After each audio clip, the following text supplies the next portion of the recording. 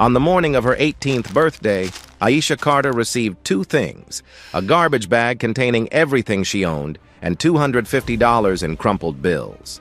The foster care system had no use for adults. By noon, she was standing on the sidewalk watching the only door she had ever known close behind her. 3 weeks later, she would buy a rusted Quonset hut in the middle of nowhere for $5. The whole town called her crazy. They said she would not survive the coming winter. They had no idea what was buried beneath that land, or who wanted it back. The social worker did not knock. She never did. The door swung open at exactly 7 in the morning, and Mrs. Patterson stood there with a clipboard and a garbage bag, her face carrying the same tired expression she wore every time a kid aged out of the system. "Happy birthday, Aisha," she said, though her voice held no warmth. "You have 2 hours to pack." Aisha had known this day was coming. She had counted down the weeks, the days, the hours, but knowing something and living it were two different things. She sat on the edge of her bed, staring at the garbage bag Mrs. Patterson dropped on the floor. 15 years in foster care, 7 different homes, and this was what it all came down to: a plastic bag and a deadline. She packed quickly. There was not much to take. A few clothes, a toothbrush, a worn paperback novel she had read so many times the spine had cracked. No photographs, no keepsakes, nothing that proved she had ever belonged anywhere. At the front office, they handed her an envelope containing $250 in cash. Transition assistance, they called it. Aisha called it a joke. $250 would not even cover a month's rent in the cheapest motel in town. "You'll need to pick up your forwarded mail at the post office," Mrs. Patterson said, sliding a form across the counter. "Standard procedure. Sign here." Aisha signed. She had spent her whole life signing forms other people put in front of her: consent forms, transfer forms, release forms, each one a reminder that she had no control over her own existence. By noon, she was standing on the sidewalk outside the facility, the garbage bag slung over her shoulder. The door clicked shut behind her, and just like that, she was no longer the system's problem. She was nobody's problem. She was just nobody. The October wind cut through her thin jacket as she walked toward the bus stop. She had no plan, no family to call, no friends with spare couches. The $250 in her pocket felt like a timer counting down to disaster. The post office was a small brick building 3 blocks from the bus station. Aisha went inside, handed over her ID, and waited while a clerk disappeared into the back room. He returned with a stack of envelopes held together by a rubber band, mostly junk. Credit card offers addressed to current resident. Flyers for pizza places she would never be able to afford. But at the bottom of the stack, there was something different. A thick envelope made of cream-colored paper, the kind that felt expensive. The return address read, "Morrison and Keller Attorneys at Law." Aisha turned it over in her hands. She had never received a letter from a lawyer before. For a moment, she wondered if she was in some kind of trouble. Maybe one of her former foster parents was suing her for something. Maybe the system had made a mistake with her paperwork. She tore open the envelope and unfolded the letter inside. The words made no sense at first. She read them once then, twice, then a third time. According to the letter, a woman named Eleanor Whitmore had died 6 months ago and left behind a will. In that will, Eleanor Whitmore had named Aisha Carter as the sole beneficiary of a parcel of land located in rural Harwick County. Aisha had never heard of Eleanor Whitmore. She had never been to Harwick County. She did not understand why a dead stranger would leave her anything at all. The letter continued with conditions. To claim the inheritance, Aisha would need to pay a transfer fee of $5 and take up residence on the property within 30 days. If she failed to meet these conditions, the inheritance would be voided and the land would revert to the state. $5 for a piece of land. It sounded like a scam. It had to be a scam. But Aisha had nothing to lose. She had $250, no home, and no future. If this was a trick, at least it was something to do. The law office of Morrison and Keller occupied the second floor of a building that smelled like old paper and cigarette smoke. The receptionist looked at Aisha like she had wandered into the wrong place, but led her to a back office where an elderly man sat behind a desk covered in files. "Miss Carter," the lawyer said. His name was Morrison, and he did not offer to shake her hand. "I was wondering when you would show up." He slid a folder across the desk. Inside were photographs of the property. Aisha stared at them, her stomach sinking. The land was a patch of overgrown forest with no visible road access. In the center of it stood a Quonset hut, a half-cylinder structure made of corrugated steel, rusted and sagging and covered in vines. There was no electricity, no running water, no indication that anyone had set foot there in decades. "This is it?" Aisha asked. "This is it?" Morrison leaned back in his chair. "Mrs. Whitmore was an eccentric woman. She owned this parcel for many years but never developed it. Frankly, Miss Carter, I would advise you to sell." Aisha looked up. "Sell.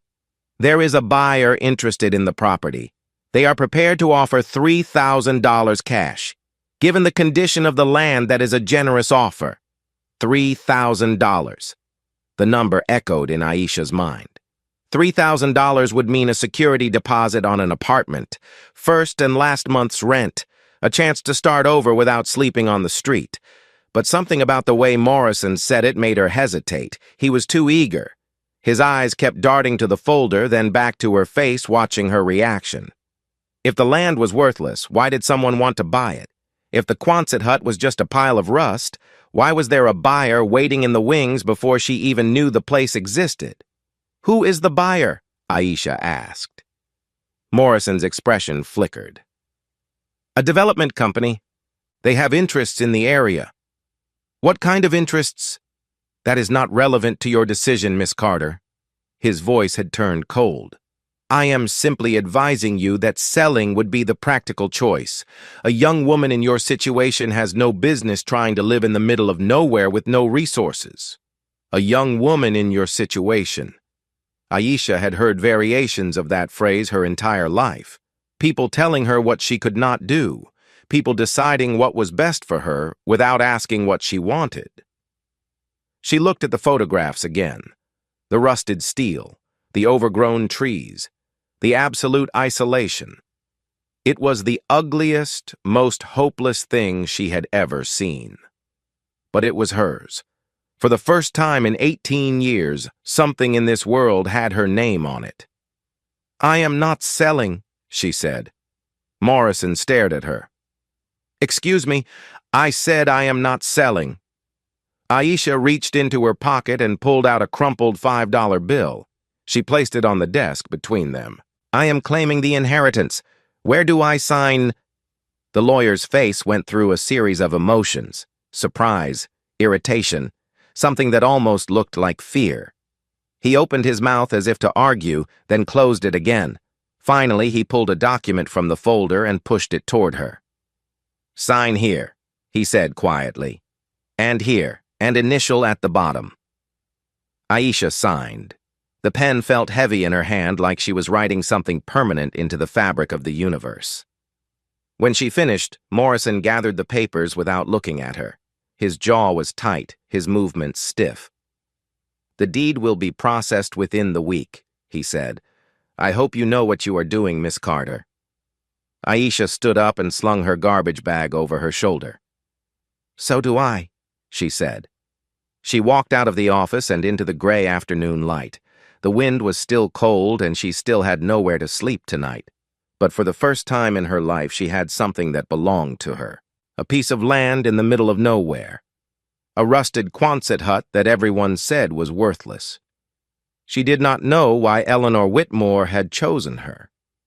She did not know what was waiting for her in Harwick County. But she was going to find out. The bus dropped Aisha at the edge of a dirt road 8 miles outside the nearest town. From there, she walked. The October air was cold and damp, and the path grew narrower with every step, until it disappeared entirely into a tangle of brush and fallen branches. By the time she found the property, her shoes were soaked through and her legs ached from climbing over roots and rocks. The Quonset hut looked worse in person than it had in the photographs. The corrugated steel was orange with rust, and half the windows had been shattered by storms or vandals. The door hung crooked on its hinges, and when Aisha pushed it open, she was hit by the smell of mold and rotting leaves. The floor was dirt-covered in debris. The ceiling had holes where rain had eaten through the metal. She stood in the doorway for a long time, her garbage bag hanging from her shoulder, trying to convince herself that this was better than sleeping under a bridge. That first night was the longest of her life. She had no blankets, no fire, no light, except the pale glow of the moon through the broken windows. The wind howled through the gaps in the walls, and strange sounds echoed from the forest outside. She curled up in the corner with her jacket pulled over her head and told herself that she had survived worse. She was not sure if it was true. By the end of the first week, Aisha had learned things she never thought she would need to know. She learned how to collect water from the stream a quarter-mile away and carry it back in an old bucket she found rusted behind the hut. She learned how to gather dry wood and build a fire that would last through the night. She learned how to patch the holes in the roof with plastic bags and duct tape she bought with the last of her money. She also learned that the people in town wanted nothing to do with her. The first time she walked into the general store to buy supplies, the owner looked at her like she was a stray dog that had wandered in from the street. He was a heavy-set man with a red face, and he stood behind the counter with his arms crossed. "We do not serve your kind here," he said. Aisha felt the words like a slap. She had experienced prejudice before, but there was something different about this, something more personal. The man was not just looking at her skin. He was looking at her like he knew exactly who she was and where she lived. She left without buying anything. On the walk back to the Quonset hut, a pickup truck full of young men slowed down beside her. They hung out the windows, shouting things she tried not to hear. One of them threw an empty beer can at her feet. "Go back where you came from," someone yelled. Aisha kept walking. She did not look back. A few days later, she woke up to find a bag sitting on the ground outside her door. Inside was food: canned beans, crackers, a jar of peanut butter. There was also a wool blanket, old and worn, but clean. She looked around, but there was no one in sight. The trees stood silent, their branches swaying in the wind. It happened again 3 days later. Another bag, more food, a pair of thick socks. On the third time, Aisha was ready. She hid behind a tree near the edge of the property and waited. Just before dawn, a figure emerged from the woods. It was an old woman, white-haired and stooped, carrying a canvas bag. She moved slowly but deliberately, placing the bag by the door the same way she must have done before. Aisha stepped out from her hiding spot. "Who are you?" The old woman turned. Her face was weathered and lined, and her eyes held something Aisha could not read. Fear, maybe, or sadness. "You should not be here," the woman said. Her voice was thin and cracked. "Why not? This is my land." The woman shook her head slowly. "You do not understand what you have walked into." Before Aisha could ask what she meant, the woman turned and disappeared back into the trees. Aisha tried to follow, but the old woman knew the forest better than she did. Within minutes, she was gone. 2 weeks passed. The weather grew colder, and Aisha began to feel like she might actually survive until spring. She had established a routine: water in the morning, firewood in the afternoon, repairs whenever she could. The Quonset hut was still a wreck, but it was starting to feel like something she could live in. Then the black car arrived. Aisha heard it before she saw it, the rumble of an expensive engine completely out of place on the rough dirt path. She stepped outside and watched as a sleek sedan rolled to a stop in front of her property. The driver's door opened, and a man in a gray suit stepped out. He was not from around here, that much was obvious. His shoes were polished, his hair was perfectly styled, and he carried a leather briefcase that probably cost more than everything Aisha owned. "Miss Carter," he said, flashing a smile that did not reach his eyes. "My name is Bradley Shaw. I represent Whitmore Holdings. May I have a moment of your time?" Aisha crossed her arms. "What do you want?" Shaw glanced at the Quonset hut, his expression carefully neutral. "I understand you recently acquired this property. My clients are interested in purchasing it from you." "It is not for sale." "Perhaps you should hear our offer first." Shaw opened his briefcase and pulled out a folder. "Whitmore Holdings is prepared to pay you $50,000 for the land. Cash. No conditions." $50,000. The number hit Aisha like a physical force. $50,000 was more money than she had ever seen in her life. It was enough to rent an apartment for years, enough to go to school, enough to build a real future. But something was wrong. She could feel it in the way Shaw was watching her, the way his smile stayed frozen on his face. Morrison had offered $3,000. Now this man was offering $50,000 for a rusted hut on a patch of overgrown forest. "Why?" Aisha asked. Shaw blinked. "I am sorry. Why do you want this land so badly? You people have been trying to buy it since before I even knew it existed." "We have interests in the region," Shaw said smoothly. "Environmental conservation, sustainable development. This parcel would fit nicely into our long-term plans." He was lying.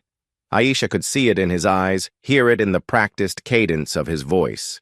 He had rehearsed this speech probably dozens of times for situations exactly like this. "I am not selling," she said. Shaw's smile flickered. "Miss Carter, I urge you to reconsider. A young woman living alone in conditions like these, it is not safe. Anything could happen out here." "Is that a threat?" "It is a reality." Shaw tucked the folder back into his briefcase and snapped it shut. "You have my card. When you change your mind, and you will give me a call." He got back into his car and drove away.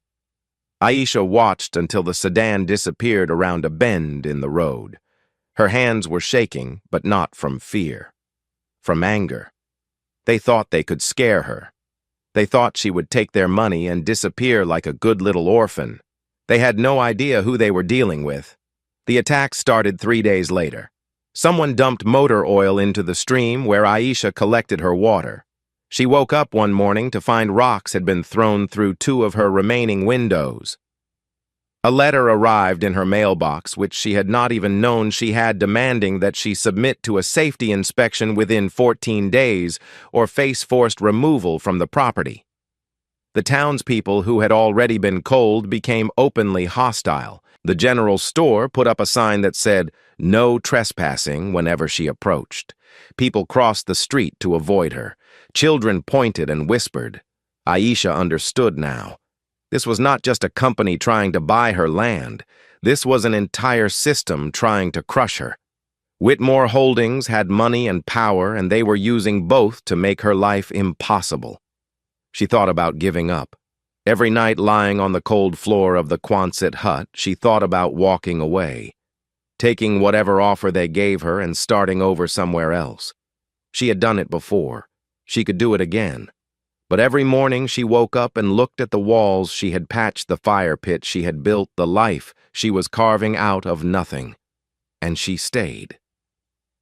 The storm came on a Thursday night. Rain hammered against the steel roof like gunfire, and the wind shook the walls so hard Aisha thought the whole structure might collapse. She huddled in the corner, wrapped in the wool blanket the old woman had given her, watching water leak through the holes she had not been able to patch. She was about to lose everything. She could feel it in her bones. Whatever game she was playing, she was losing. Then someone knocked on the door. Aisha's heart stopped. No one knocked on her door. No one came here except people who wanted to hurt her. She grabbed the makeshift weapon she kept by her bed, a length of pipe she had found in the woods, and approached the door slowly. "Who is it?" "My name is Mabel Thornton." The voice was old and tired, nearly drowned out by the rain. "I have been watching you. I think it is time we talked." Aisha opened the door. The old woman from before stood on her doorstep, soaked to the bone, her white hair plastered to her skull. She looked exhausted and afraid, but her eyes were clear. "May I come in?" Aisha stepped aside. Mabel entered, dripping water onto the dirt floor, and looked around at the patched walls and the meager fire. "You have done well," she said. "Better than I expected." "Why are you here?" Aisha asked. Mabel lowered herself onto an overturned crate that served as Aisha's only chair. For a long moment, she said nothing. Then she looked up at Aisha with an expression that held decades of regret. "I knew Eleanor Whitmore," she said. "I worked for her family for 40 years. I was there when everything happened." Aisha felt her chest tighten. "What do you mean, everything?" "I knew your mother, Aisha. Her name was Lorraine Carter. She worked in Eleanor's house just like I did." The world tilted. Aisha reached out to steady herself against the wall. Her mother. Someone who knew her mother. "She was a good woman," Mabel continued. "Kind, hardworking. Eleanor loved her like a daughter." The old woman's voice cracked. "But then Lorraine got pregnant, and everything fell apart. What happened to her?" Mabel shook her head. "I cannot tell you everything, not yet. They are watching. They have always been watching." She stood up, her joints creaking. "But I wanted you to know that you are not alone, and that Eleanor left you this land for a reason." "What reason?" "I am sorry." Mabel moved toward the door. "I have already said too much. Just do not give up, no matter what they do to you. Your mother would have wanted you to fight." She disappeared into the storm before Aisha could stop her. The next morning, Aisha walked to the town library. It was a small building, barely larger than a shed, but it had a computer with internet access.